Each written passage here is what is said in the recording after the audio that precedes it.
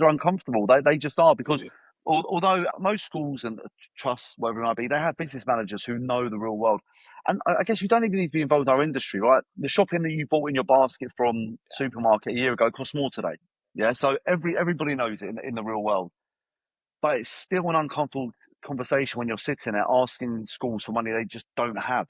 They just don't have, and then having these conversations over the last couple of years because there has been that period now where we keep having to have food inflation conversations, labour inflation conversation, national insurance. Nobody saw that coming, and that was mega for businesses like ours. They just become more and more uncomfortable. And to be honest with you, it's at the stage now where, as Brian said, there's lots of other companies out there who are also trying to do the right thing. So they might go from the pantry to IFG or whatever it might be, but we're all having a very similar conversations because there's only a certain amount of money. And I guess the most frustrating thing that's happened over the last week or two for myself and Brian, the whole industry really, is that you say about changes that are out of our control, national insurance, labour, food inflation, all those things.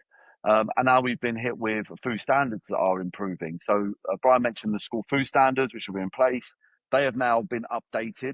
They are due to come into play in September 27. And again, these are things that, as Brian mentioned before, we do this because morally we want to feed children well. And that's why we're part of the school food people. We could just continue to run our businesses, but we actually want better for children across the whole of the UK. And now we've been sort of another unforced change for us. The government decided to do this without, I guess, doing any of the work underneath the headline. So the school food standards changing, we all want to celebrate. We all want children to have the healthiest possible foods they can.